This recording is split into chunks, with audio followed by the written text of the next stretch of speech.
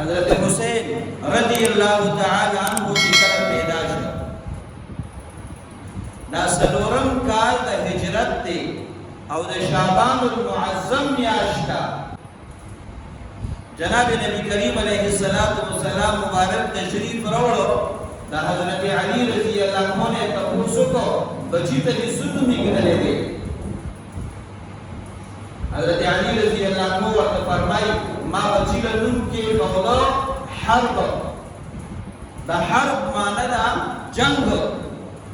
نبی کریم علیہ السلام مبارک تو فرمائے وی دا حرب ندے دا حسین دے نبی کریم علیہ السلام مبارک ورطنون کے بغضا حسین بیا نبی کریم علیہ السلام مبارک دا حضرت حسین رضی اللہ عنہ تحنیکم کرے دے معشوم چکل پیدا شی داغه ګیډې ته لا خوراک تلې نه دی هغه ته لا پی ورکړې شوي نه دي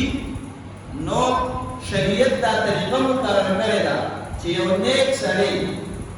د هغه حاضري کې ممکن وي هغه به راولي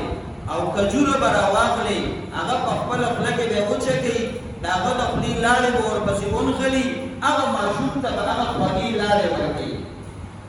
دې ته تحنیک ویلې کېږي نو دا حضرت حسین رضی اللہ عنہ تحنیک جناب نبی کریم علیہ السلام مبارک پر خپل کړي دي دا حضرت حسین رضی اللہ عنہ جسم تا ګیړې تړمبني خوراک دا حضور علیہ السلام مبارک دا غي د خلې مبارک هغه برکتي لاړې کړې دي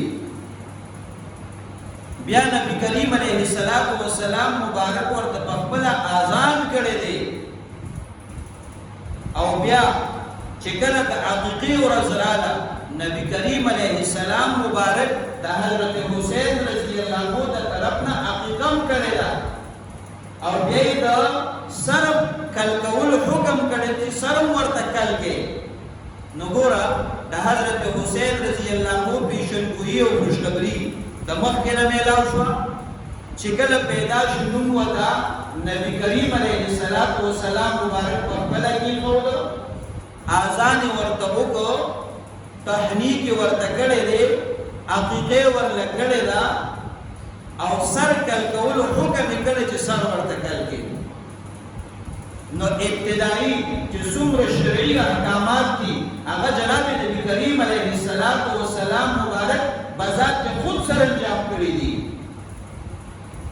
دا ولی دا حضرت حسین رضی اللہ عنہ سره هغه شفقت او هغه لوی محبت دی